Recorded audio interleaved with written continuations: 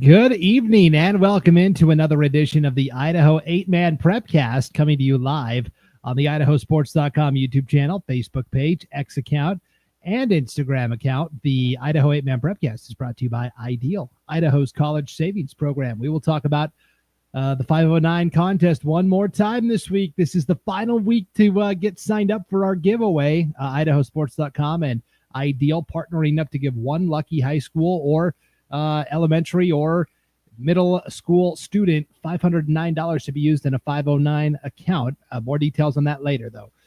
We do this every Wednesday night throughout the 8-man football season, 6 o'clock Pacific time, 7 o'clock Mountain time, where we break down the 8-man game, the most beautiful game there is in the state of Idaho. My name is Brandon Bainey. Let's bring on our panel of experts tonight. We'll start with one of Idaho's most storied 8-man coaches from the heart of the Sun Valley in Cary, Idaho. It is Coach Lane Kirkland. Hello, Coach.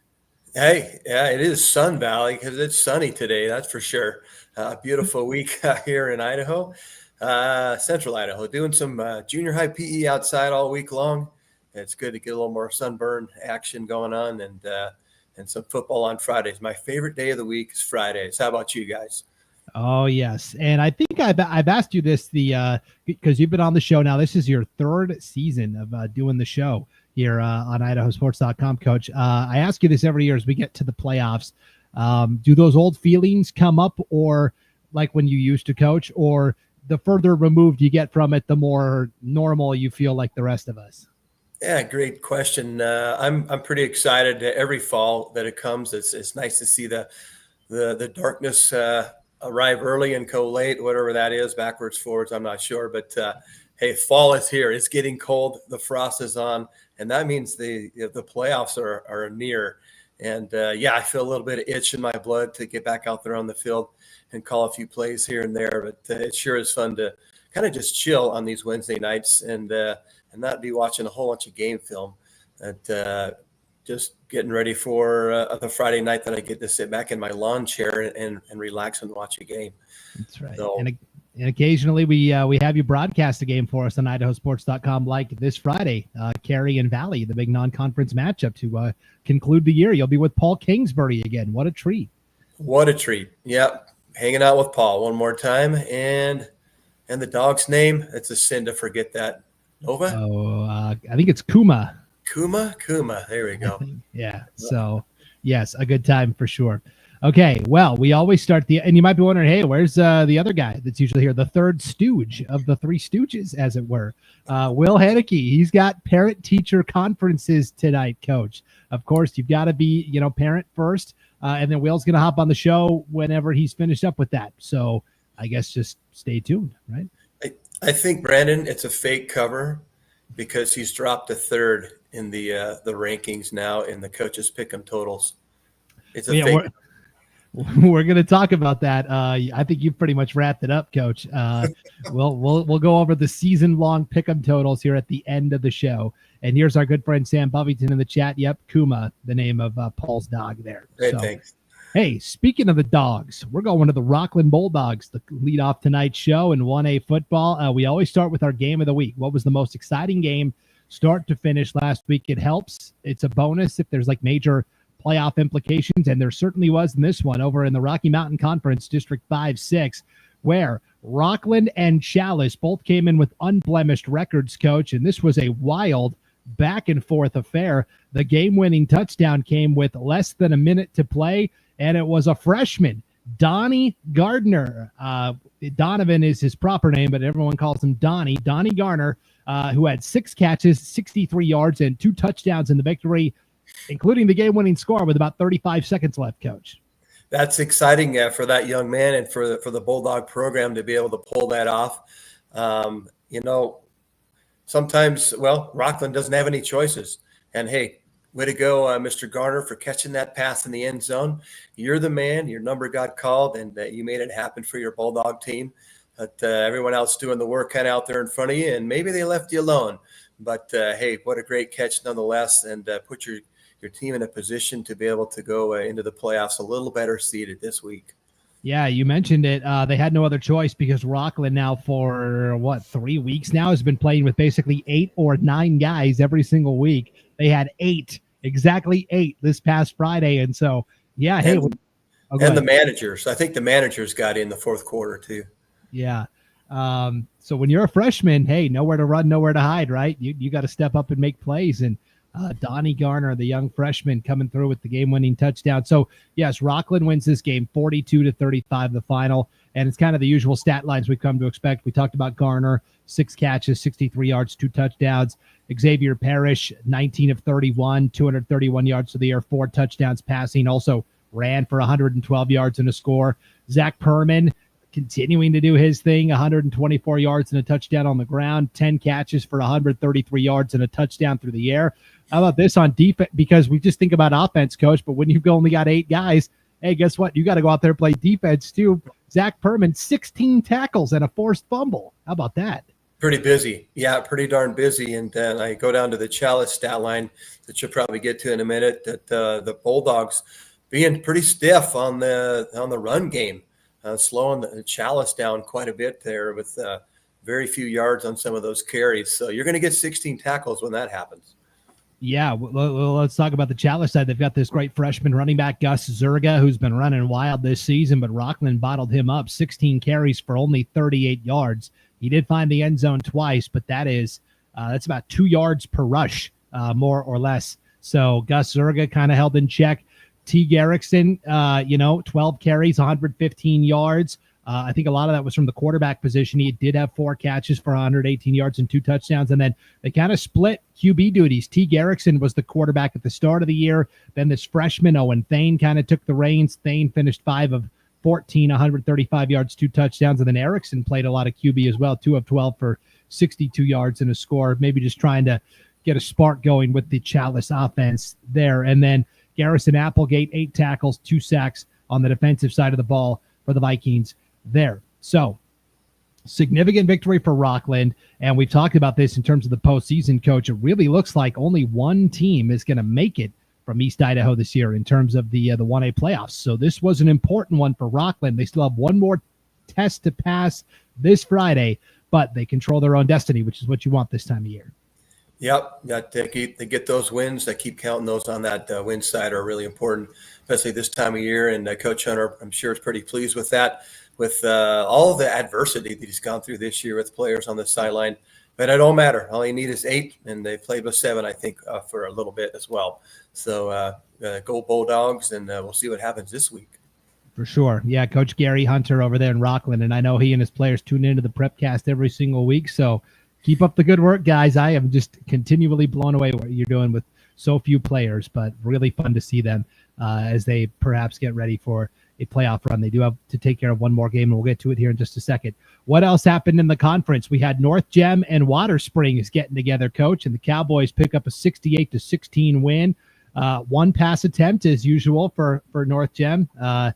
Craig Yost goes 0 of 1 passing, but he did carry the ball 15 times for 161 yards and 5 touchdowns. Also had 14 tackles and a sack on defense. Clay Johnson, 156 yards, 3 touchdowns on just 6 carries. And then William Wakely found the end zone as well. So with North Gem, it's pretty simple, Coach. They're going to line up. They're going to run that triple option, and it's like a true they don't even call like an 8-man football. You know, you've got your center and the 2 guards, and then a lot of times you'll have 2 tight ends. And that'll be kind of your offensive line. They make no bones about it. They're like, nope, we've got a center, 2 guards, and 2 tackles. It is an offensive line. They are in there to block. And so when they can control the ball and control the clock and don't turn it over, they're pretty tough to beat. But they've had some games this year where the turnovers have really bitten them, and that's why they find themselves now having to win in this final week just to have a shot at the playoffs. Yeah, when you line up like that, you're going to score 68 points if you can hang on to that football. Most teams in the summer go to a passing league. Where does Coach Hatch go? Is he running? Is there a run league out there? I'd like to see where that's at, because he's probably going to host it, you guys, and you should sign up because they know how to run the ball, them Cowboys. Yeah, and really he said it's something, because we've talked about this a lot and joked about it over the years. He said this is something he really started to do out of necessity because North Gem's numbers historically have been pretty low program-wise, and he said it was just a way to basically, try and even the gap against some of the schools that have more athletes and more depth than we do. It's a way that we can kind of control the game tempo. And so it's worked out pretty well most of the time. For Water Springs, Corbin Nelson, 4 of 19 passing. North Gem really put the clamps on him, 64 yards and a touchdown there. Ryan Demkowitz, the great senior receiver, had 3 catches for 54 yards and a score for Water Springs there as well. So if we take a look at the conference standings here, Coach, over in East Idaho, I'll share my screen, and you can find these standings, of course, on IdahoSports.com. We have all the standings for all the sports. But in terms of 2A football or 1A football in the Rocky Mountain Conference, there you see it. Chalice is all finished up at 4-1. Rockland is 4-0. North Gem still sitting at 3-1. And then Mackey and Water Springs each 1-3, and Choban 0-5, bringing up the rear. So here's the scenario. Rockland plays North Gem this Friday, Coach. A Rockland win. They're the conference champions. They get to go to the playoffs. We talked about it. Probably only the conference champ will get to go this year due to the Max Preps ratings that are used for the at-large bids. If North Gem wins, could force a 3-way tie for first. Rockland, Chalice, and North Gem would all be 4-1. The tiebreaker is an uncapped point differential. So a lot of these point differential tiebreakers will cap out at, 14 points or something like that to encourage teams not to run up the score. But this is an uncapped point differential. And essentially, Rockland comes in at +8. Chalice comes in at +8 because they lost to Rockland by 8 and defeated North Gem by 16. And so North Gem, by virtue of that 16-point loss to Chalice, is sitting at -16. So North Gem, to overcome both Chalice and Rockland, would need to win by 25 or more points on Friday to swing past Rockland and Chalice. So that's the mission for North Gem. It's not just win the game. Now you got to go out and get the style points. You've got to win by 25 or more if you want to be on the right side of that 3-way tiebreaker. And so the degree of difficulty went up a notch there for Coach Hatch and the North Gem Cowboys. He's going to have to pass. No, he's not going to pass. Yeah, if you guys want to take a look at Brandon's bracketology and see how that broke down in writing, that's really unique how this is all going to play out here in those 3 teams over there. So, yeah, check that out. It should be interesting, and it'll be a good matchup. And both teams are going to work hard for that conference. Rockland's going to work hard for that conference win, and North Gem wants that tie. So here we go. And Chalice, their only chance to win is to have North Gem win by 24 points or less. So Chalice is like cheering for North Gem, but not too much on Friday. Yeah, for sure. Yeah, a lot of math involved. Anytime you can get math with football, that's a winning combination for sure. So I say that very sarcastically. Yes. Okay, let's go to the Sawtooth Conference over in District 4. The Cary Panthers over Shoshone, 64-8, the final. And I'll pull up the league standings here as we come down the finish line. So the Cary Panthers have won the conference. Once again, Coach Kirkland, they finished a perfect 6-0 if you count the forfeit by Camas County, 9-0 overall with that forfeit win. Hanson's at 4-1, Shoshone's 3-2, Richfield's 3-3, Dietrich 2-3, Castleford and Camas bringing up the rear. When was the last time Cary did not counting the 2 years Cary was a 2A school? When was the last time Cary did not win the conference? Do you know? 2020, I think we were selected as second, even though it was during COVID. We went in as second because we didn't play the games and gave Dietrich that spot. So by virtue of a world pandemic, that's what happened. Okay, so there's the headline. That's what it takes to stop Cary. World pandemic. Yeah, I kind of forgot about that. I wonder in a full season outright the last time. I mean, it has to be. Yeah, I don't remember. Yeah.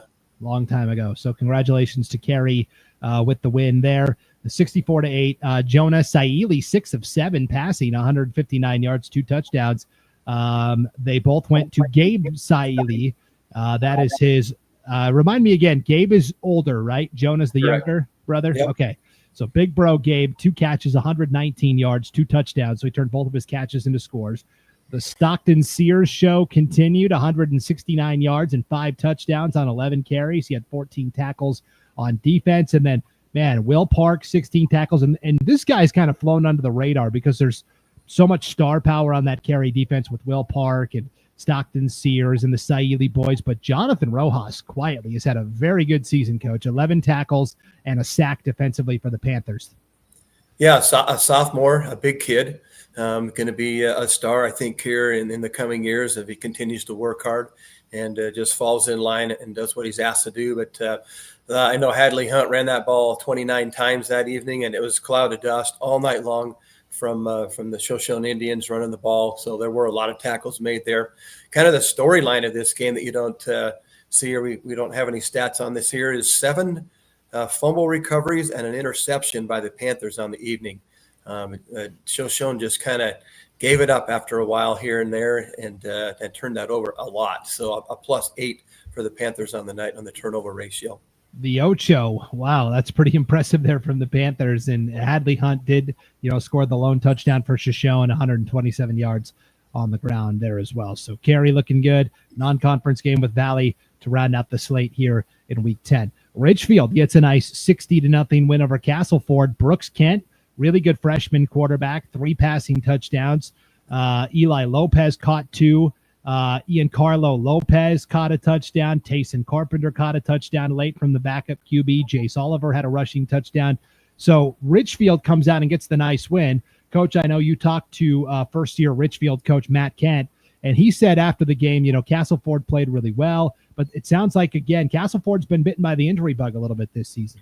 Yeah, some injuries, a little shorthanded is the word that he used. Castleford, not as many players on the sideline as they would have liked there. But Richfield is improving throughout the season and getting better and getting it around to a lot of different players on the field. And so beating up on a Castleford Wolves team that's a little bit injured right now. Yeah, Castleford, it kind of reminds me of Rockland. They always have good athletes, but it's always a low number. And so they're always walking that tightrope. I remember a couple of years ago when they got to the state semifinals 2 years in a row, they had basically 12 players and they called themselves the Dirty Dozen. Yeah, that's right. Yeah, that's right. But, those kids were pretty dirty and pretty dang tough, and they play pretty hard. But they'll be back again next year. Hopefully a few more. Yeah, for sure. So congratulations to Richfield getting a nice win there, 3-3 in the conference. Let's go to the Long Pin Conference over in District 3. Monumental game coming up this Friday between Council and Tri-Valley. We're going to bring it to you on IdahoSports.com. But first, we got to talk about how each of the combatants got there. Council over Salmon River, 64-14. I was pretty impressed that the Lumberjacks defense coach held the Savages to only 14 points. Yeah, this Council team is defensively very stout. There's a lot of speed on that team. A lot of kids running under 12.2. I'm a track coach. That's a great speed. And there's a couple of 11s. And anytime you get that on the field and you're a football star, you're gonna pick off a lot of things. You're going to be able to make some great stops. And their defense is holding really stout there. One of the storylines that I got from Coach Tucker was kind of interesting here, kind of a shout out to Owen Hatfield, excuse me, and Jimmy Tucker. Jimmy ran a really good run down to about the 1 yard line or so.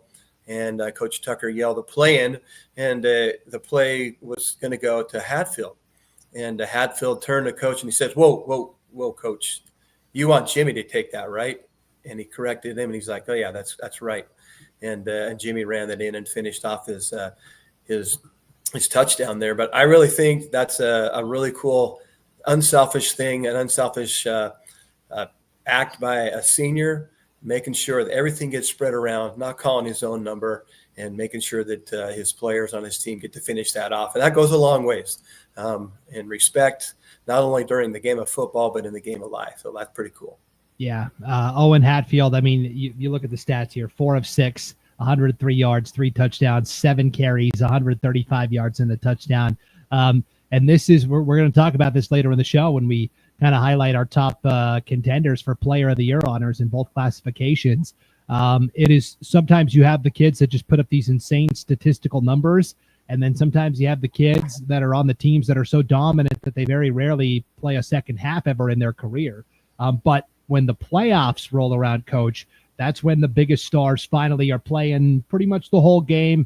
The lights are the brightest, and that's when the true elite players really rise to the top. And I think Owen Hatfield's going to be that for Council this year for sure. Yep, 100%. So you mentioned Jimmy Tucker ran for 84 yards and 2 touchdowns on 7 carries.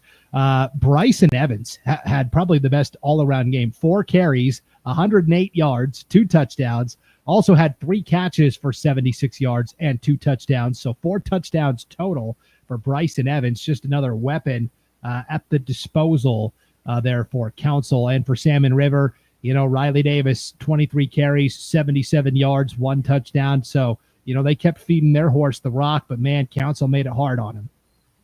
Yeah, they sure did. It was kind of a spirited game, I heard. Broken arm, an ejection, and a couple other things going on in there, maybe an injury or 2 on the Savage team side. But Council really laying the lumber to the Savages in this game, but making a statement. I think just getting warmed up for what's to come this weekend. Yeah, I'm really hopeful that Council, and we don't root for anybody here at IdahoSports.com, but just for, Council, if you think about the 4 years that these seniors have been a part of this Council program, coaches, freshmen, they had that home game in the state quarterfinals. Castleford came to town. It was an absolute blizzard, 6-0 the final. Castleford got the win. I mean, just one of those fluky bad weather games. Then their sophomore year, they win the Long Pin Conference. They get a first-round playoff game against Dietrich, a Dietrich team that was basically 500, was the third-place team from District 4. But Dietrich came with Connor Perkins and the boys and shocked the world, forced a lot of turnovers, came out of there with a 50-28 upset over Council in the opening round. That was their sophomore year. Last year was juniors, a chance to get to the state semifinals, but an old foe from the Long Pin, Garden Valley, standing in their way. The Wolverines score late, 22-20. Garden Valley beats Council after Council beat them in the regular season. They've just had the most cruel playoff exits the last 3 years. And these seniors, I think, are tired of it. And they're like, we want to finish inside a dome somewhere, preferably where we can get out of the weather and maybe finally compete for a championship. Yeah, I'm really sure they're hungry for that opportunity, and have pledged to America and everybody else that it's not going to happen this year. Watch us work, and we're going to get it done. No doubt. Okay, let's see. The other combatant on Friday night that Council will be going up against is Tri-Valley. They had the bye, but Garden Valley was also in action last Friday. 74-6 victory over Cascade. Sharing the wealth here. Will Henneke did a nice job highlighting this in his 3 stars column this week on IdahoSports.com. I think 10 different guys had an offensive touch in this game, Coach. 4 different quarterbacks. Payson Kelly, Tegan Goff were the 2 quarterbacks that had the most success. They each threw for a touchdown. Payson Kelly ran for 2 touchdowns. Tristan Leslie had 2 touchdowns rushing on 78 yards. Marshall Coley had a touchdown. Max Yearsley, 2 catches for a touchdown. Max Yearsley also 2 of 3 on point after kicks, Coach. That kind of stood out to me a little bit there for Max and Yearsley. Hey, there you go. Yeah, we got a kicker in the house. Coach Yearsley has always been a fan of getting a lot of players involved, especially this season and this game. This might be the most I think I've seen from him in the last 3 years since I've been on this show. Everybody getting an opportunity to carry the ball and to catch a pass or some way contribute on the offensive side. So that's really kind of cool. We kind of got to that midpoint of the season, and there were only like 2 guys playing quarterback. But, man, Coach Yearsley, Tiger can't change his stripes. Here we are ahead of the playoffs, 4 different guys back there taking snaps at QB once again for the Wolverines. And then for Cascade, Owen Howlett kind of had the big night, 168 yards and a touchdown rushing and 12 tackles on defense. So we look at the Long Pin standings, Coach, heading into the final week of the season here. There it is, Council and Tri-Valley, both 3-0. They'll play Friday night in Council for the Long Pin title, a first-round bye, and probably the number 1 overall seed in the playoffs, according to Max Preps. Certainly a lot on the line. Salmon River's 1-2, Garden Valley's 1-3, and then Cascade 0-3, bringing up the rear. But, man, Council and Tri-Valley, what more do we have to say, right? Yeah, we're going to say it a lot this next week, and I think that'll be a well-attended game. Man, I would love to be there. Well, you can tune in on IdahoSports.com while you're broadcasting on the side there from Hazleton on Friday night. How much of an advantage is it? Tri-Valley had a bye last week, so they've had 2 weeks to prepare for Council. How much of an advantage does that give the Titans? Buys can go a lot of different directions, man. You can get a little bit overconfident. You can get a little too hyped up and forget what you're doing. Um, I prefer to play straight through. I've never loved to buy. I don't like it in the playoffs beforehand. I just want to go and get it on and get to playing and keep playing so that our heads, my team, my players' heads don't go any other direction than straight into the opponent. So I don't know. We'll see. We'll see how Tri-Valley handles that. I think they were all there watching at that Salmon River game, and if they can stay focused, well, it's going to be a banger. Yeah, getting a little scout in, I'm sure, this past Friday. So, all right, let's wrap up our 1A conversation up north, Coach. Court of Christ and Wallace met in that monumental showdown that we thought was going to decide the North Star League. And congratulations to the Saints of Court of Christ. They do officially wrap up the regular season title with a 38-18 victory. Grant Clemens, 10 of 18, 145 yards, 2 touchdowns passing. Both of them to Beckett Byer, who had 5 catches for 57 yards. And then this guy he's electrifying. When he turns the corner, if you haven't caught him, he's gone. John Danke, 18 carries, 259 yards, and 3 touchdowns. Court of Christ puts everybody on notice and says, hey, we're here to play. Yeah, Coach Saili talks highly of Court of Christ and John Danke. He says he's a real dude. He's a real dude, and those stats show up there, 18 for 259. But if you got a guy that can run and a great quarterback, you're going to have a solid 8-man football team. I know that's just 2 guys, but I'm telling you, they can take everyone else with them, and if you can run, you can get first downs, you're going to do really well at this level.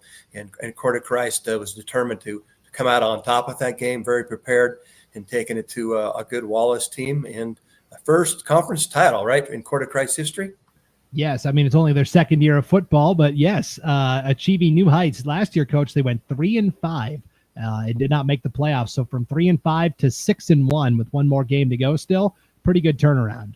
Nice. Yeah, that's a great improvement, and one to be on a high alert for out there at 1A schools. Court of Christ on the map.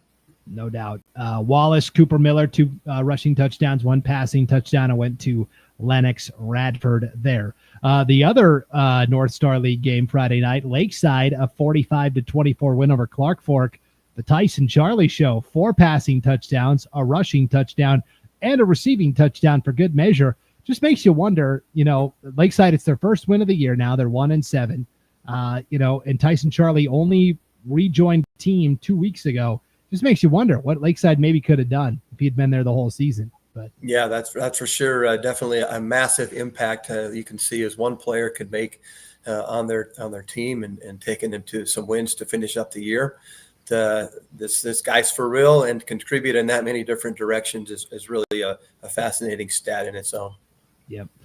Clark Fork, Mateo Cruz, their junior quarterback, or I think he's sophomore quarterback, 2 passing touchdowns and a rushing touchdown.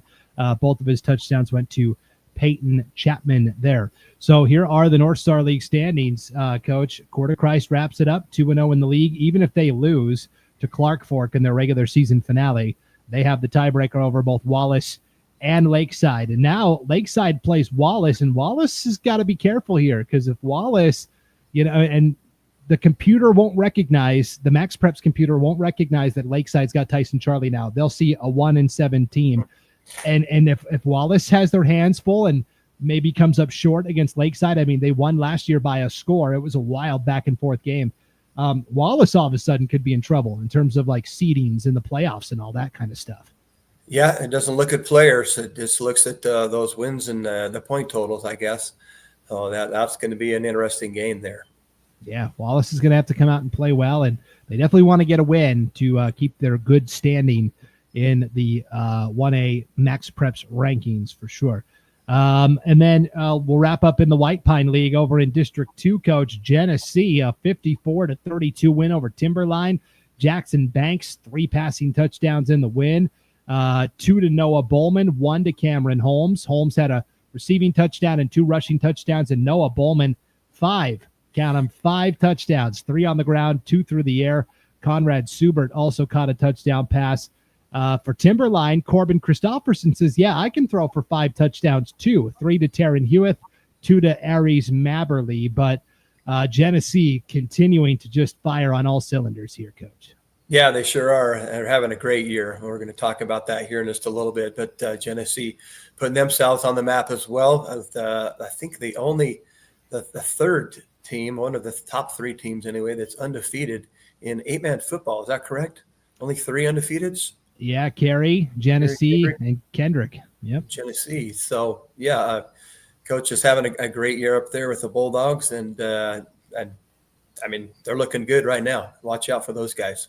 Yeah, we talked about it when I was on the call for the Wallace Genesee game earlier this year, and I got to talk to Coach Jason Hansen pregame, and he said, hey, our players are excited. He said it's been a long time since IdahoSports.com, came to Genesee to do one of our games, and we're going to be there again Friday night as Genesee plays Deary for the White Pine League Championship. Deary, a nice 48-28 win over Lewis County last Friday. Jarrett Keene, 4 of 9, 83 yards, 2 touchdowns and an interception, but he ran for 165 yards and 4 touchdowns there.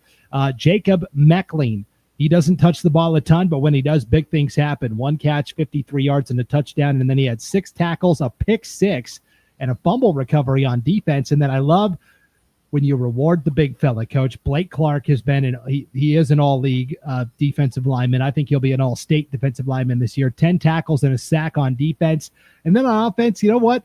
Let's run a little guard-eligible play for him. 1 catch for 6 yards and a touchdown. Getting the big guy a score. I love it.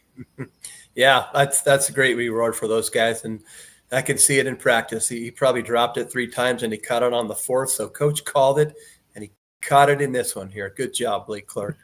For sure. Slater Coother, a passing touchdown and a rushing touchdown for Lewis County in the loss. So if we look at the White Pine standings, Coach, down here, 1A White Pine League, it's Genesee and Deary, both 2-0 in the league. They're going to play Friday night. The winner will win the crown, get that first round bye. I think whoever loses still going to make the playoffs, certainly. Lewis County and Timberline, very interestingly, are both like right on the cut line to make the playoffs.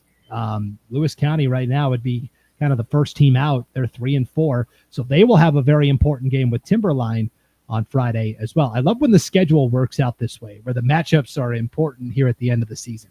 Yeah, it makes it exciting all the way to the end. It's just not a finisher or finish out your career kind of game. Everything matters all the way to the end. And that makes it fun for us to talk about and to broadcast, and for fans to cheer one more time. That's right. It's almost like IdahoSports.com made the schedules for everybody at the start of the season. And what's going to be the best matchups here down this? I mean, Council, Tri-Valley, Genesee, Deary. It's going to be tough to beat that. That's for sure. Well, speaking of Genesee, it has been a phenomenal season for the Bulldogs, Coach. Jason Hansen in his 3rd tour of duty with the Genesee Bulldogs. He coached him in the early 2000s, and then he coached him in the mid-2015s, and now he's back for his 3rd stint. He is the only Genesee football coach to win an official state championship. They won some titles back in the 60s, but he took Genesee to the promised land in 2005, and then took him to a couple of other championship game appearances as well. And so when he came back this season out of retirement, because he was doing what you do. He was broadcasting for us on IdahoSports.com. So when he came out of retirement this year to retake the Genesee position, I think people around the state said, okay, there's a school we've got to keep an eye on this week. And that's where our Coach's Corner takes us this week, is Jason Hansen back with the Genesee Bulldogs. Yeah, it was exciting to be able to get to know Coach Hansen. When I left him a message or so, I said it'd be good to talk to you. I don't know that I've ever spoken with you before. And then we talked Monday night, I think it was, and he's like, Coach, we talked in Missoula last March. And like, oh yeah, I forgot. But hey, this guy is hilarious. His sense of humor is amazing, and I think he's really enjoying his 3rd stint as a coach. We talked a little bit. I asked him, what's it like going back the 3rd time? Are you more chill? Are you relaxed about everything? And he's like, I am. I'm a lot more relaxed about things, and I have a lot more fun. The picture is so much clearer. It's bigger, and we're having a lot of fun here in Genesee for my 3rd time around. He says, my wife told me to go ahead, take this job. They need you. and he's certainly doing that right now, and they're getting it done. So let's talk about Coach Jason Hansen of the Genesee Bulldogs, and in his third stint up there. Coach Hansen grew up in Garfield, Eastern Washington, a farm town of about 400 people. And if you don't know where Garfield is, I had to look myself. It's not very far across the border from Moscow. I think you could almost throw a rock and probably hit Genesee from Garfield. But he went to Garfield Palouse High School, which had just merged two rival towns together. And just like any small town rivalry, that was no easy feat. But that first year, something special happened when he was a freshman and a sophomore. His coach built a winning culture, and they went back-to-back Washington Class B 8-man state champions when he was a freshman and a sophomore. Now, Coach's sense of humor comes out, and he says, I was a terrible football player, but being part of that team taught me what a great culture looks like: inclusion, brotherhood, and believing that everyone has a place, and that lesson has never left him. So he brought that to the Bulldogs. Who are some of Coach's mentors? Well, for Coach, that started with his football coach, Andy Bush, who won those state championships with him and had a big tent mindset, which means include everybody. Let's bring all people in and put them on this team. Then he had Tim Coles, his basketball coach, said he was tough as nails but had a huge heart. And when Coach and his brother lost his mother due to a tragedy, he was the first one there to wrap his arms around him and to comfort him and to make sure that he was okay. And that's a cool story. Thank you, Coach Coles, for that example. And all of us out there, we need to pay attention to those little things that are huge in the lives of our athletes. And he says that meant more to him than any single win. And then track season came around, and Coach Hansen was a distance runner, and he had a masochist coach named Phil Morgan, who says, misery love company. If you have fun, the miles will just fly by. And Coach talks about how many miles he ran and how many miles he wish he didn't run, but he learned that hard work from Coach Phil Morgan. He says these men taught him the kind of coach he wanted to be: firm but fair and always focused on making good people, not just good players. And now Coach is in his 14th season as the head coach. He was assistant for 5 seasons there at Genesee. And he lists all of his assistant coaches and mentors, and he really means that. They are learning and growing all the time, and he says they have stepped up so well this year. He really loves those guys and appreciates them, and that's a great inclusion. First coach to do that, I think, in our Coach's Corner this season. That's awesome. Well, Coach's journey started during his student teaching, where he helped out at Lakeside's 8-man program. That's where he kind of caught the bug, the energy, the teamwork, and the joy of Friday nights. But his first paid job was being a junior high girls basketball coach at Lakeside. And Coach will tell you straight up, with that awesome sense of humor, God has a sense of humor, because that job taught him patience, flexibility, and humility. And you all should try that sometime. That's an amazing feat, to be a junior high girls basketball coach. He even was able to coach his daughters later on. He didn't laugh about that, but nonetheless, he did a good job there. When he eventually took the head coaching job at Genesee, he admits he tried to be somebody that he really wasn't. And that's why we have on the bottom of that slide, there's only one Nick Saban, and I ain't him. And so he had to kind of figure out that he had to coach his way with authenticity, humor, and heart. And he's brought that into the Bulldog program today. One of Coach's early lessons, it's important to make good men for the future than just win games on Friday night. And he learned that building relationships and staying positive through the chaos is what really makes a great program. And in those early days, he said he was looking for football players. Now he's just recruiting anyone and everyone who wants to be a part of something bigger. And he'll tell you, if you got a heart and you work hard, you're going to do great on Friday nights. And that's definitely his mindset, to include everyone.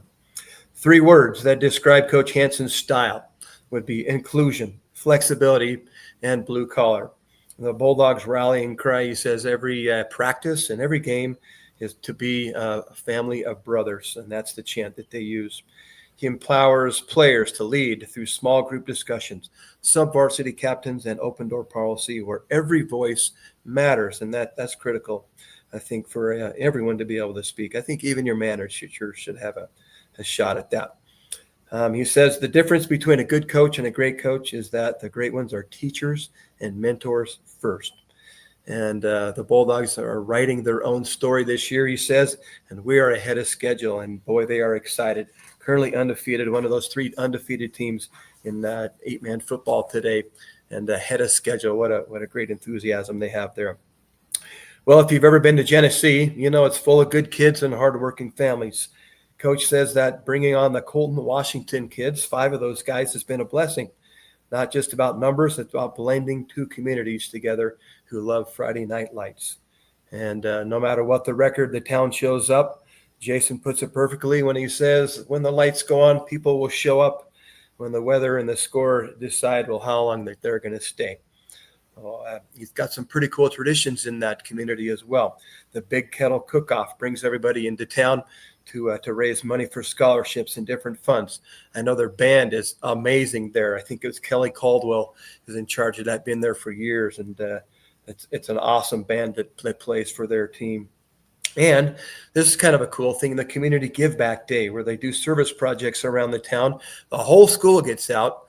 I think it's for a half day or a whole day. I can't remember, but 7 through 12, they get out and they go do service projects, and it's coming up here in a couple of weeks, like raking leaves, clearing the land, or whatever they got to do for the community to give back. And it really started a few years ago when the Kamei fires came around, and some kid said, hey, why don't we go help those guys? And so that's a great way to give back to community. And when you do that, people are going to show up Friday night, no matter win or lose.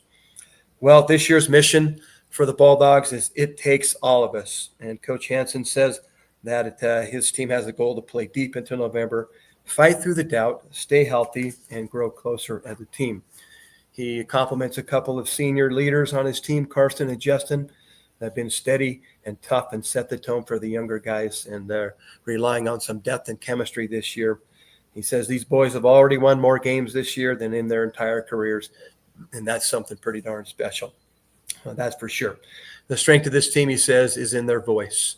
And when you start to do that, you get close as brothers and living that chant that they have each day. Well, coaching is more than a job for Coach Hansen. It's who his family is. And when his kids were little, he stepped away from being a head coach and wanted to be a volleyball dad and a youth basketball coach for his daughters as they grew up around sports, and kind of getting involved in that again some more as they get older. Now that he and his wife are empty nesters, he's back at it for the 3rd time on Fridays, and his good wife backs him up for that and says, Coach, Jason, you got to take that job. And he did. Well, that's pretty interesting and kind of cool. So how many coaches out there today can say that they're in their 3rd stint at the same school and have never been interviewed? That's pretty amazing. That says everything about Coach Hansen, that you're loved and you're well respected in your community. So let's finish up here with some of Coach Hansen's all-star picks here. I must have printed off the wrong thing here. Let me find my script here. I go off the script each week. Hey, I did. You got it? I got it here. Okay. Yeah, I got it here. All right. So coaches admirers. Who does he pick for some of his all-star guys? Well, he admires Ron Miller from Lakeside for his creativity and has enjoyed watching that over the years. Dan Udy from Hagerman/Raft River for his humor and for his structure, and Lee Tillman for passion and just bringing it every single time. And once again, he wanted to mention twice in here about the much appreciation that he has for his staff, Schober, Zolman, Rosebo, Schmidt, and Hunter. And he says those guys are the heartbeat of the program, and he appreciates everything that they do to contribute. Well, let's get finished up this evening here. I've got some of Coach's work here on the grill. This is a live shot from him right here that he sent to me. This isn't fake. This is his work here. Can you just smell it? It smells so good. I think maybe next Sunday I'm going to try some of that there and show up at his house unannounced and see if what he's cooking. But his favorite play is the victory formation. You can't beat taking a knee, he says. And some of his favorable and memorable players are Gage because he's the heart of the team, and Malachi, who gave one of the most emotional senior speeches that he can ever remember. One thing you guys don't know about Coach is he's interviewed 3 times, never been interviewed, and been hired 3 different times. And his favorite meal is the post-game meal. Is anything off the Hanson smoker? It's got to be delicious. It looks so good. And his advice for new coaches is never say never and find the funny in everything every single day. So I appreciate Coach Hanson for joining us on our final edition of the Coach's Corner this season. As the regular season concludes, we'll wrap this session up here. Thanks to all those who have been with us here. I got a shout out for you on this slide for joining us from across the state in the different areas that you are and your teams. I wish you all good luck out there, and good luck, and may the rest of you that didn't get spotlighted this year understand, well, maybe we'll get around to you next year, and that you're doing a great job as well. So thank you very much for joining Coach Kirkland on the Coach's Corner 8-man Prepcast this year.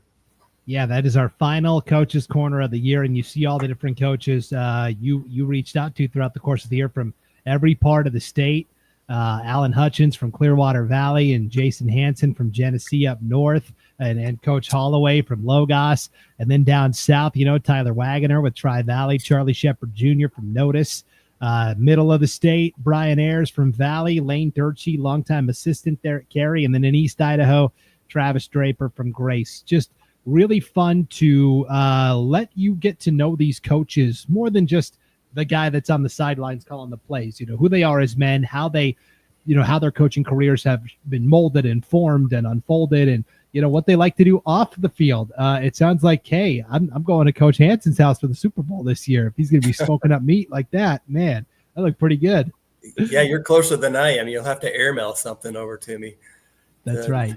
Yeah, no, it's been a lot of fun. That's one thing I do miss during game time, just talking and working with coaches. But this has helped me to fill that big hole and to reach out to a lot of you through text message. But to highlight you and spotlight you has been an awesome thing as well. Been a lot of fun. Here is one of our broadcasters in the chat, Coach Kirkland from North Idaho, Ryan Skaggs. He says, Jason is a great dude. Got a chance to work a state title game with him for IdahoSports.com when Sandpoint played Skyline in the Kibbe Dome. Great coach, better guy. And yeah, that's what we try to do. When coaches hang up the whistle and they still want to be involved, I think IdahoSports.com is a great platform for them to still kind of give back to the game a little bit. I mean, that's what you did, Coach Kirkland. When you retired, you reached out to us and said, hey, I still kind of want to be involved. What can I do? And so we've done it with Coach Hanson. We've done it with so many coaches over the years. And so we love being able to be an outlet for coaches as well. So, yeah, appreciate that. Thanks, Paul. Thanks, Brandon. Of course. I did notice one of his coaching mentors, Ron Miller, great basketball. I mean, he pretty much did it all at Lakeside. The basketball court at Lakeside High School is named after him, Ron Miller Court there in Lakeside. Wow, so cool. Big impact on that community. That is for sure. Okay. Wrapping up our 1A football discussion, Coach Kirkland, it is time to take one final look at everybody's favorite Max Preps rankings and maybe the projected bracket, how things look going into the final week of competition. I'll make this a little bit bigger for everybody. Council is still the number 1 team in the Max Preps rankings, and Tri-Valley is right behind them. Look at the numbers here, Coach. 35.8 for Council, 35.7 for Tri-Valley. These two are separated by 1/10 of a point. It doesn't get any closer than that. No, it's pretty darn close. Genesee is currently 3rd. Cary is 4th. Coeur de Christ moves up to 5 with their win over Wallace last week. Salmon River 6. Wallace 7. Deary 8. Hanson 9. Garden Valley 10. Right now, Lewis County would be the last team into the playoffs at number 11. You might be thinking, well, don't 12 teams make it? What about Timberline? Well, Rockland or somebody from East Idaho is below the 12 spot. They are going to, quote unquote, steal a bid from Timberline or whoever else finishes in that number 12 position. Richfield is, and then really, Richfield is on the kind of the outside looking in. Shoshone, some of those teams, probably too far back to qualify this season.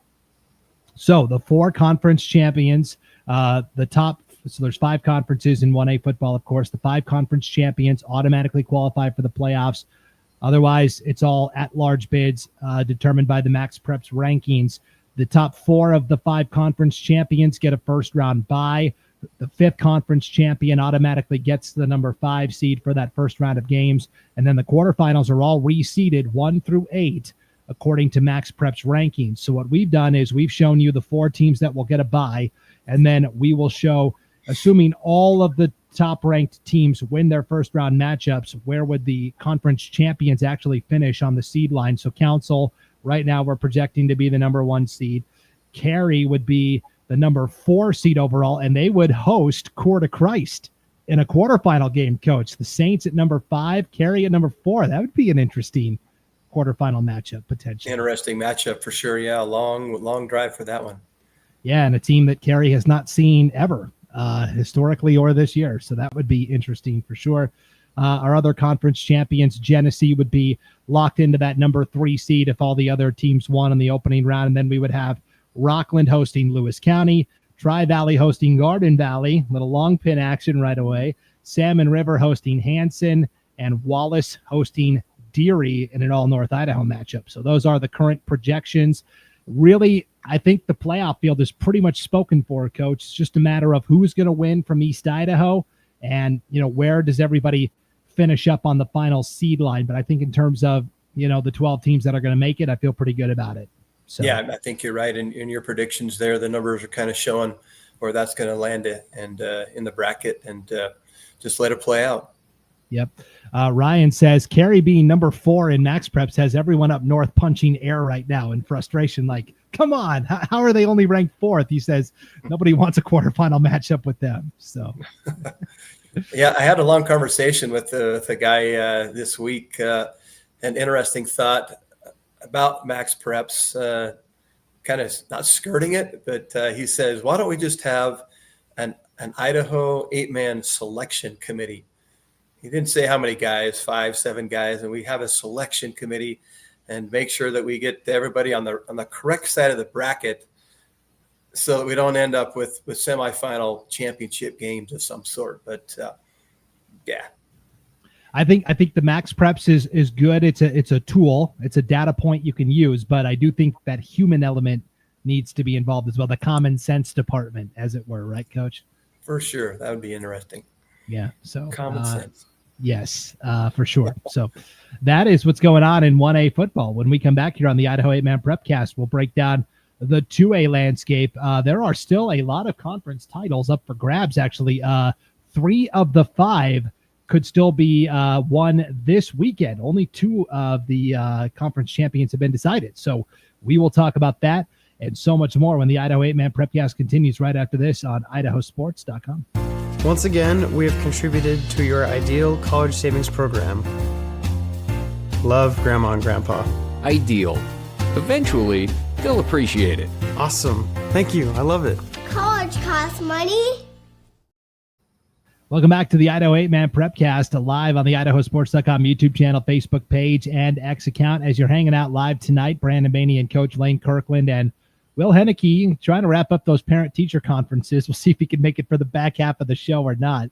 The Idaho 8-Man Prepcast is brought to you by Ideal, Idaho's college savings program. As you're hanging out tonight, we want to hear from you in the chat. You want to give your favorite team, player, or coach a shout-out. You want to ask one of us a question, throw it in the comments. We'll throw it up on the screen. This is why we do it, is for you, the fans, and we want you to have a voice in the conversation. We also would love if you could like, share, and follow. That'll help everybody that wasn't able to watch this live tonight find this on replay. You can, of course, watch the Idaho 8-Man Prepcast anytime on replay at any of these destinations, YouTube, Facebook, or X. You can also listen to the Idaho 8-Man Prepcast at IdahoSports.com or wherever you download and subscribe to podcasts.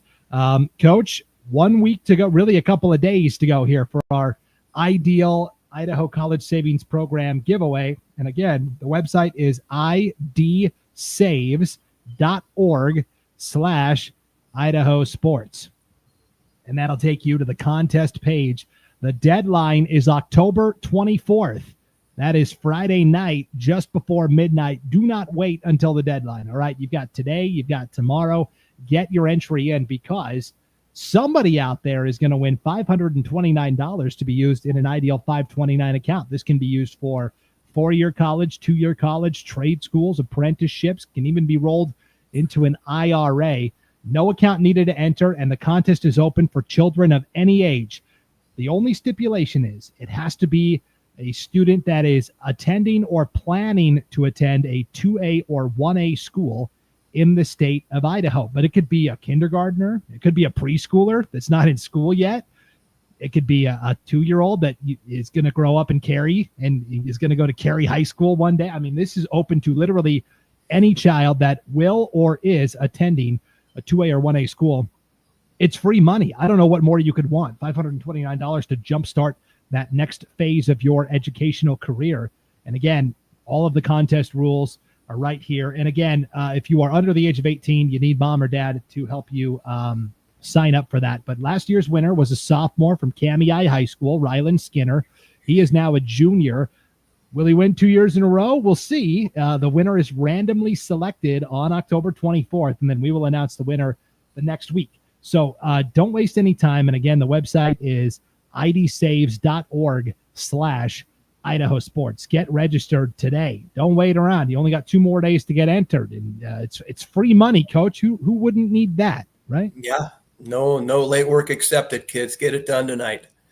You know what? Take a little time during all your classes tomorrow. Make sure all your students are signed up for that, Coach Kirkland. Yeah, we should do that. Yes. Okay. Well, let's talk a little 2A football here on the Idaho 8-Man Prepcast.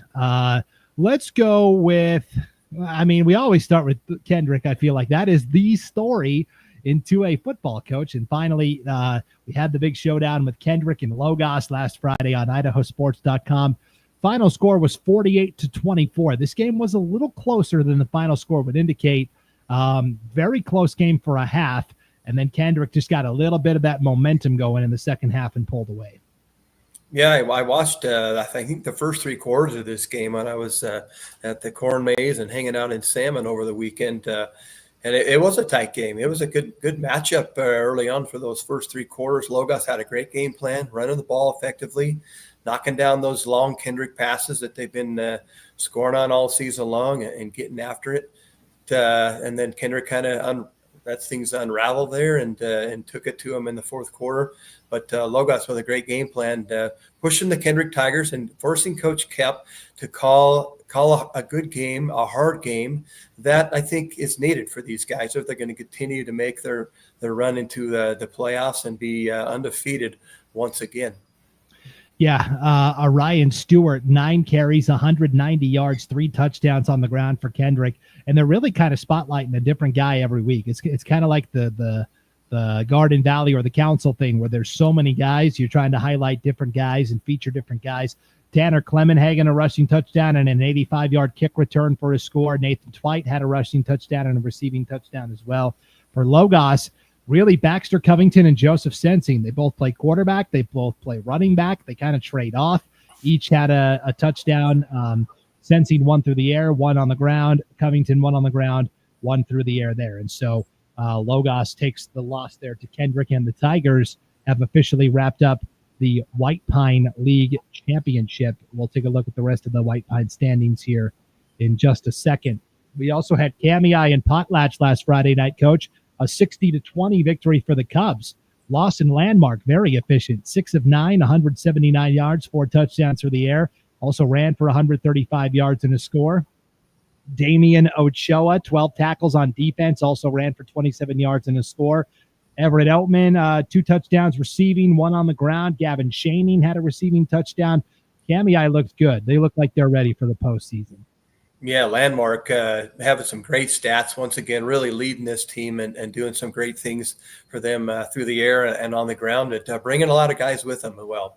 To put up 60 points is a great feat, and they're just getting warmed up, and they put themselves in a good position for the postseason. Yeah, we all remember last year, of course, Kamei had Dave Clute, the 4-year starter at QB, big stud that's playing basketball now at the College of Idaho. Lawson Landmark was going to be his top wide receiver last year. Well, he broke his collarbone. Landmark did and missed the entire season last year. And so now back healthy this year and running the show at QB. And like you said, Coach, doing a phenomenal job this season there for the Cubs. Clearwater Valley, 2 in a row, Coach. They beat Lapwai 50-14, and now a chance potentially to end their season with a win over Troy also. And the Rams maybe building up a little momentum here. They got their first win of the season last Thursday night, 50-14 over Lapwai. The freshman quarterback Cale Wall, 6 of 12, 154 yards, 3 touchdowns. Timoni Moses ran for 173 yards and 2 touchdowns. Also threw a touchdown pass. Alex Paradise had 3 catches for 103 yards and 2 touchdowns. Pete Fabi had a receiving touchdown and 17 tackles and an interception. What's more important here, Coach, or more impressive, Coach? Pete Fabi, 17 tackles and an interception for Clearwater Valley, or the 3 sacks that he accumulated as part of a 10-sack night for Clearwater Valley overall. Fabi had 3, Connor Christensen had 3, and then Lander Mitskis and Matthew Gomez each had 2. Let's just predict that those 3 sacks turned into punts. So we'll go with the 3 sacks. That's amazing. That's an awesome night. 10 sacks as a team. Yeah, Clearwater Valley was doing work. And yet, Lapwai, Jerice McCormick still threw for 245 yards. Just didn't get the touchdowns to match Clearwater Valley. Only 2 touchdowns, 1 to Chase Brown, 1 to Terrence Green. So congratulations to the Rams on the win there. And then Prairie with the non-conference win over Troy. Of course, Troy is not an official member of the White Pine this year. They're playing an independent schedule. They're going to move down to 1A football next year. But a 76-28 victory for the Pirates. Chris Shoemaker, 2 rushing touchdowns and a receiving touchdown. Cade Quintal, 4 passing touchdowns and a rushing touchdown. Levi Gehring found the end zone 3 times. Levi McElroy found the end zone twice. Peyton Christensen throws 4 touchdowns for Troy, 3 of them to Lincoln Marone, 1 to Jaden Mason. Prairie, kind of like Kamei. Looks like they might be peaking at the right time here, Coach. Yeah, just kind of tuning things up here as the end of season, getting everybody involved and trying to stay healthy is critical as we head into November for sure. I thought you were going to talk longer. That's why I took a drink of my water there. No, you're good. I didn't see you drinking there. Yeah, but I did talk to Coach Hasselstrom. He's excited about what he's got going on for this season. He's looking forward to the postseason as always. He's a great competitor and a great coach. And I don't think we've seen the best of the Prairie Pirates yet. It's yet to come. Yeah. And then Alfred Marshall in the chat, of course, says, don't sleep on Potlatch either. Yeah, Potlatch is just a couple of times this year they've gotten down early. Like I'm thinking about the Prairie game. I'm thinking about the game against Kamei this past Friday. They've kind of dug them. They've gotten out to some slow starts this year, and that has really impacted them. Here are the White Pine standings, Coach, with 1 week to go. Kendrick, a perfect 5-0. Even if they lose their final game here, they have the tiebreaker. Kamei is 4-1. Prairie is 3-2. Logos is 2-2. Potlatch 2-3. Clearwater Valley on the board, like we said, at 1-4, and Lapwai at 0-5 there. Ryan Skaggs in the chat says there is a very real chance every quarterfinal, unless Grace gets a game, every quarterfinal and every semifinal in 2A could be played in District 2. I think right now, all of the first-round matchups are projected to be up north, Coach. Really shows the strength of the White Pine League this year.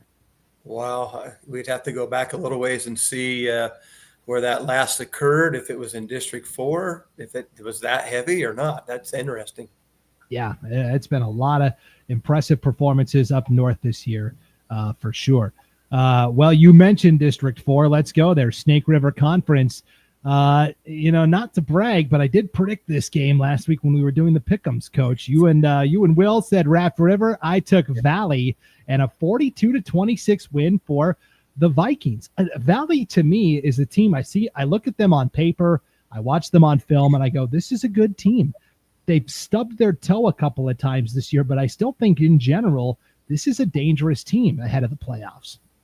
Yeah, it sure is a dangerous team with a great coaching staff and everybody healthy now, which is really what I think we're looking forward to. Vargas sitting out a couple of games this season, but back at it, getting some great carries on the ground, making up some yards.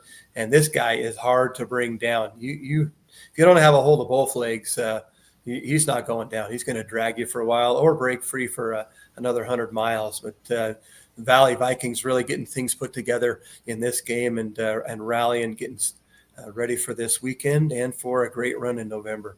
Yeah, Thomas Vargas, 15 carries, 172 yards, 3 touchdowns on the ground for Valley. Brant Jones, great dual threat quarterback, 10 of 17, 110 yards, a touchdown through the air, 18 carries for 160 yards and 2 touchdowns on the ground. Luis Granados, 3 catches for 41 yards and a score for Valley in the win as well. On the Raft River side, McCoy Spencer, 8 of 13, only 64 yards, had 3 touchdowns, but also threw 2 picks. Probably the difference there, a couple of turnovers. Did run for 106 yards. Trace Ward, a rushing touchdown. James Dalton, 2 receiving touchdowns. Ren Udy, a receiving touchdown as well. And we've learned with Valley and Hagerman especially, you can't turn the ball over because they're such high-octane offenses. You've got to be able to basically match them score for score. Right, Coach? Yeah, turnovers, you got to get real clean here as you come into these games that are going to be tight, and especially these playoff games, because it might make the whole difference in a win or a loss. And it could have done right there with those 2 picks. Well, once upon a time, Coach, the Oakley Hornets were 0-6. And once upon a time, Glens Ferry was sitting near the top of the Snake River Conference standings and looking pretty good. But this past Friday night, Oakley pulls one out of the fire, a 52-44 win over the Pilots. That's now 2 wins in a row for the Hornets. They're 2-6 overall. They're 2-3 in the conference, and they have kind of quickly added another game onto the schedule here at the tail end of the season to try and goose the Max Preps numbers just a little bit more in their favor. They are right now the last team in the playoff picture, the Oakley Hornets. They've got a non-conference game with Garden Valley. They have the open slot on their schedule. And so I like the move from Coach Brennan Jones, trying to get one more game to see if it'll help those Max Preps numbers. Yeah, some inspiration there from those guys the last couple of weeks, finding it within themselves, and I think getting everybody healthy to be the Oakley Hornet team that we once know. But Brennan Jones, a great coach, rallying those guys, getting them to believe and to get things happening. My son ran into Coach Jones earlier this week down in Oakley and said, Coach Jones is jumping up and down. He is excited. He's enthused about being able to pull these 2 wins off that looked insurmountable not too long ago. And maybe a chance here. Are we going to break into the bracket with these guys, Brandon?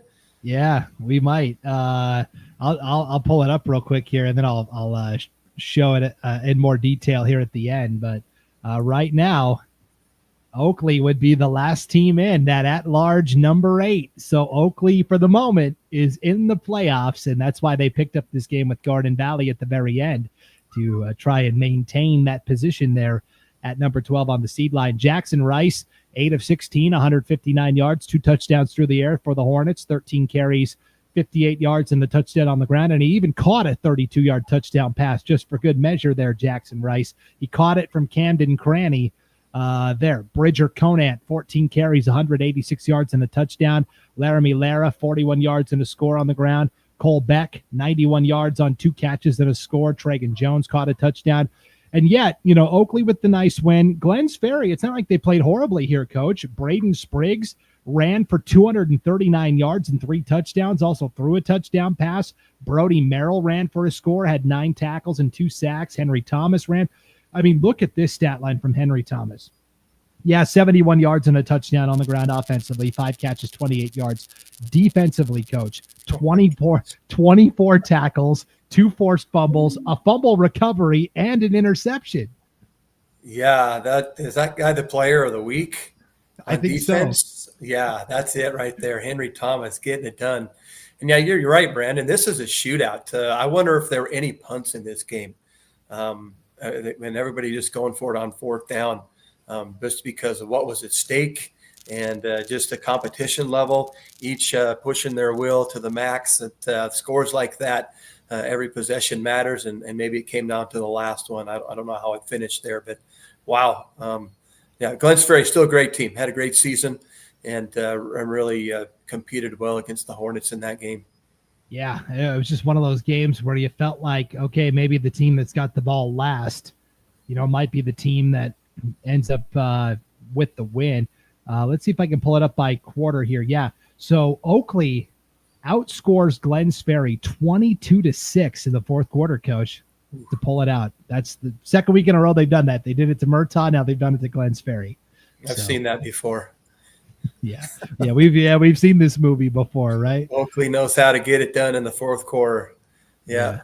No doubt. So, and then to wrap up, Hagerman had a non-conference game with Butte County, 38-18 win over the Hagerman Pirates over the Butte County Pirates. They're both Pirates, 38-18. Wyatt Mavencamp, 6 of 25 passing. Must have been another bad weather night. 87 yards and a touchdown. Did have a rushing touchdown.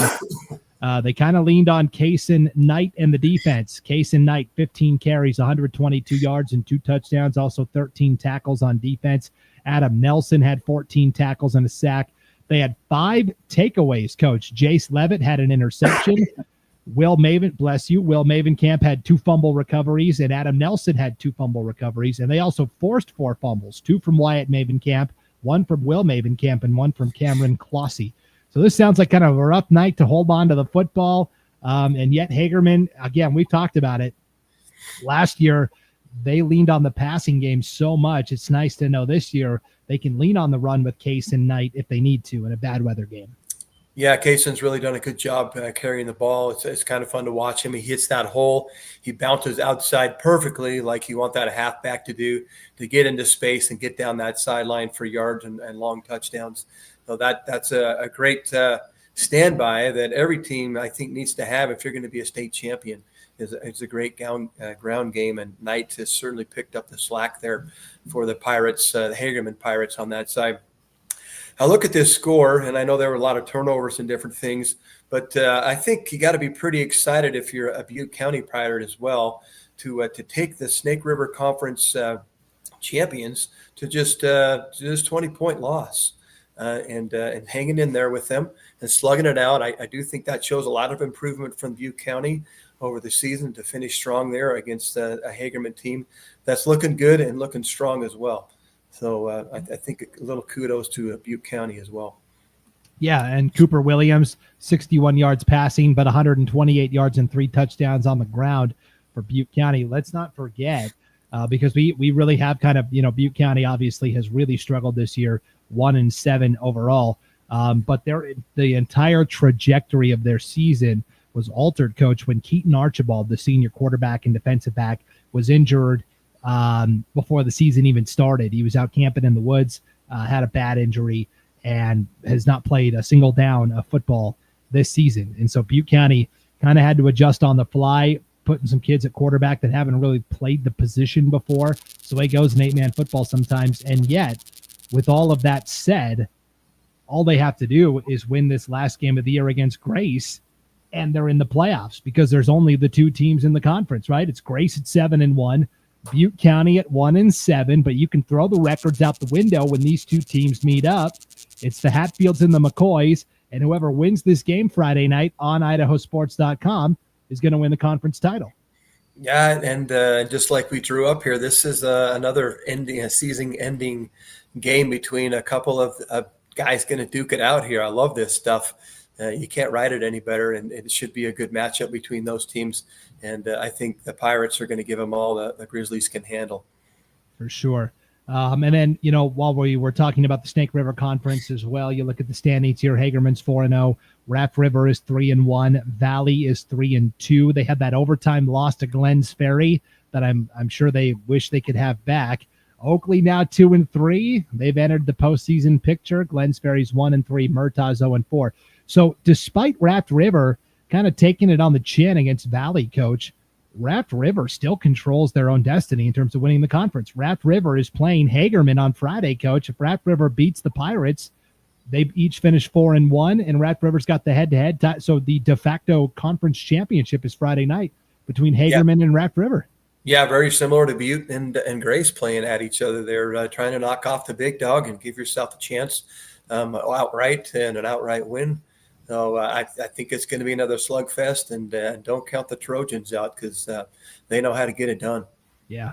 Here's Lacey Thorngren in the chat. Love my Butte County Pirates. And I know Coach Sam Thorngren, master motivator coach. He has gone through every page in the coaching handbook this year, trying to find the right combination of words, encouragement, players. And this is how it goes sometimes as a coach, right? Some of your more challenging seasons can be, when you look back on it, some of the ones that are more rewarding ultimately at the end as well. Yeah, that's for sure. When you get challenged, it changes you, and you've all seen that on a poster. What doesn't challenge you doesn't change you. And coach is already that way, but it's going to make him stronger, make him a better coach, and those kids will grow up and appreciate those wins, and they'll come back for more next year. But don't count them out to Friday night. That's right. And Lacey says, no kidding, in all caps there with the, yes, Coach Thorngren pulling out every last stop in the book this year to try. You're awesome, Lacey. Yeah, for sure. We're looking forward to the game on Friday night down in Grace.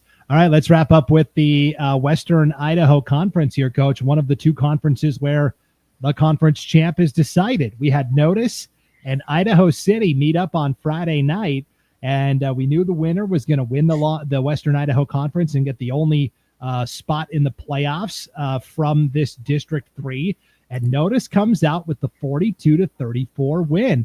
They rode the big sophomore, Mark Lungu, 24 carries, 268 yards, four touchdowns.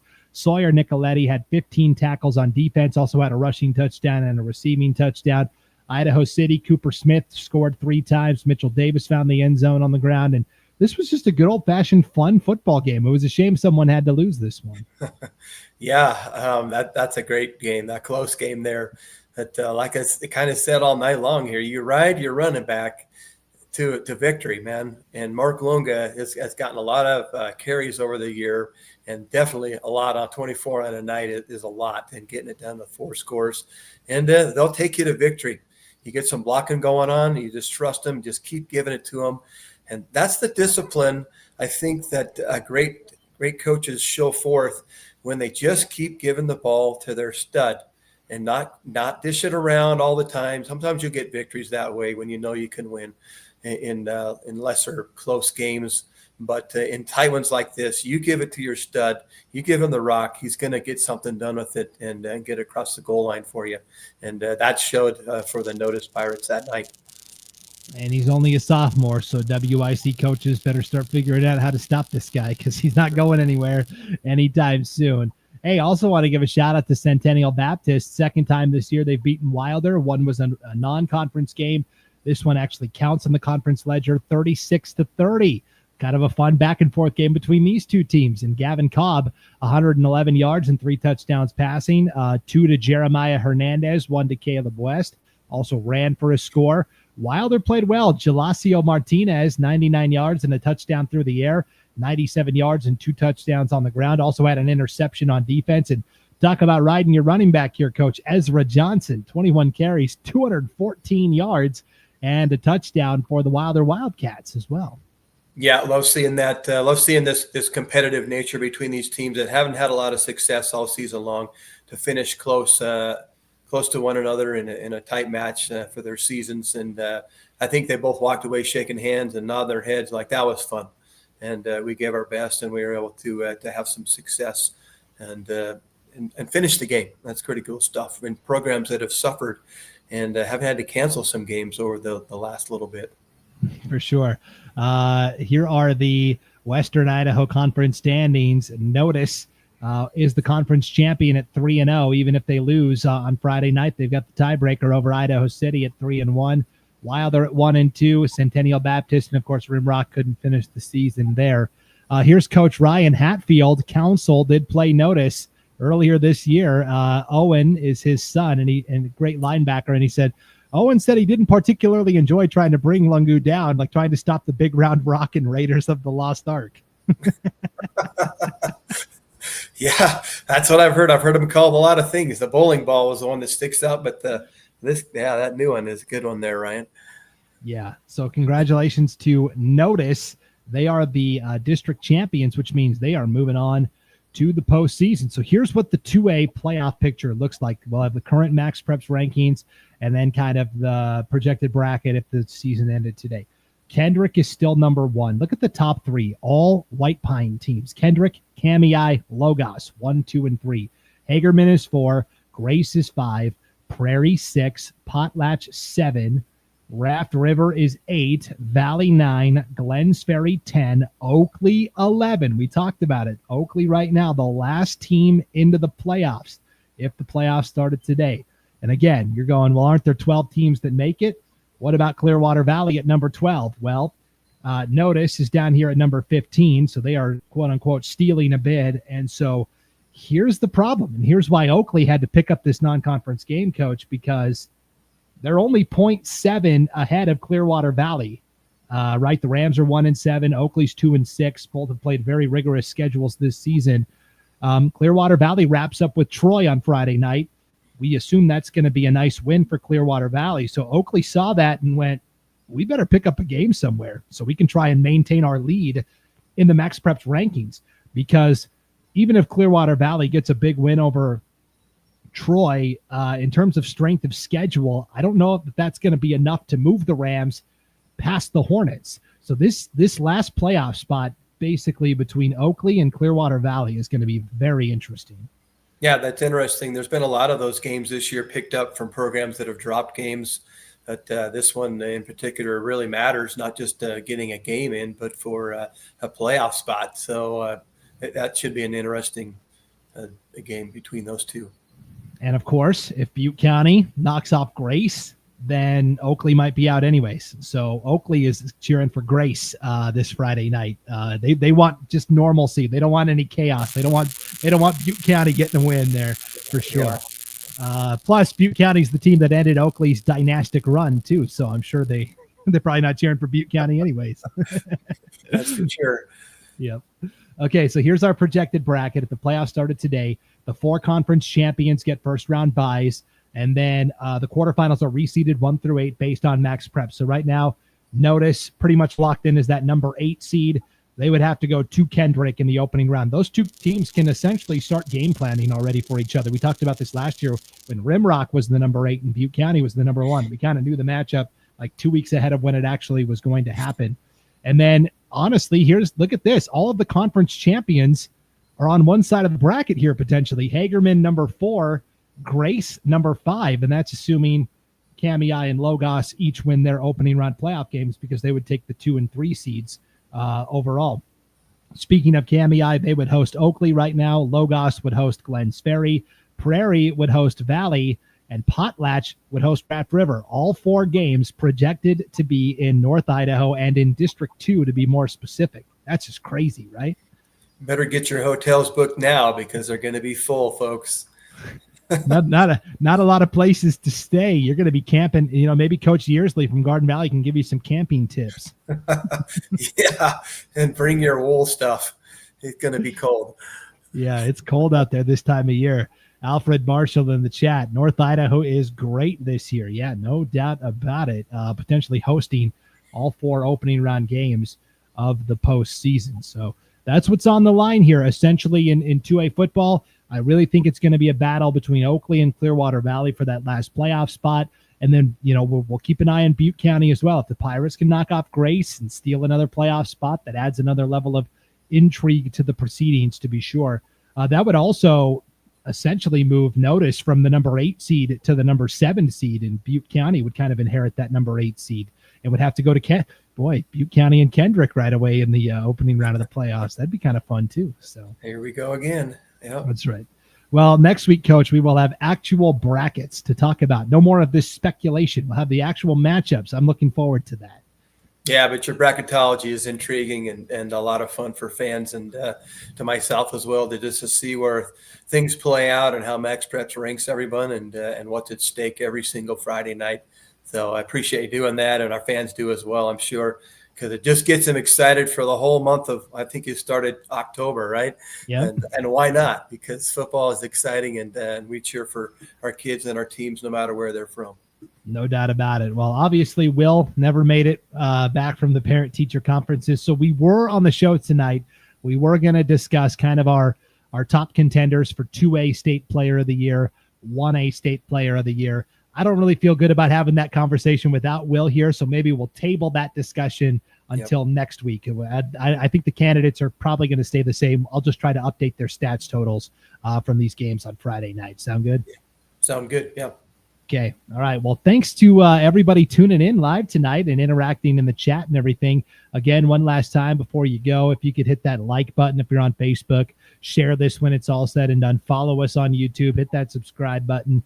It'll help everybody else find this a little easier on replay amongst all the other social media stuff going on. And enjoy the final week of football, everybody. We have 4 8-man games for you this Friday night on IdahoSports.com in 4 different parts of the state, Coach. In East Idaho, we've got Butte County and Grace. Over in the Magic Valley, we've got Cary and Valley. We had that huge showdown between Tri-Valley and Council over in the Treasure Valley. And in North Idaho, Deary and Genesee. What more could you want? That's 3 conference championship games and a really fun non-conference one between Cary and Valley. Yeah, lots of fun there. Tune in to each one of those throughout the evening and check in and see where we're at. And, of course, we'll be updating all the scores on the Friday Night Flash Friday night as well. That's our live in real-time updated scoreboard. I do have to mention before we go here, of course, the Pick'ems. Since Will's not here, I guess we'll just call it for the season. I don't think either one of us was going to catch you anyways, Coach. Here are, that's the wrong one. Hold on. After 9 weeks of action, Coach, you are a sparkling 122-30. I went 15-3 last week, and I felt pretty good about myself. But man, you went 16-2. I just can't catch you, Coach. I'm still 6 games back, and Will, boy, he goes 10-8, barely above 500 here, Coach. He's fallen back to third, 8 games back. So, yeah, maybe his kid's having a parent-teacher conference for him on this pick'em thing. Yeah, no doubt about it. Well, maybe we'll hit the reset button and we'll do it for the playoffs too. And we'll see if you can win the postseason edition of the Pick'em as well. What do you think, Coach? All right, we'll give it a shot. It's been a lot of fun. Yeah, it's been a lot of fun this year for sure. So for Will Henneke, you'll be back on the show next week. And, of course, for Coach Lane Kirkland, my name is Brandon Maney. Enjoy the games this weekend, everybody. We'll see you back here next week for a postseason edition of the Idaho 8-Man Prepcast. Still going to be every Wednesday night, 7 o'clock Mountain, 6 o'clock Pacific, right here on IdahoSports.com.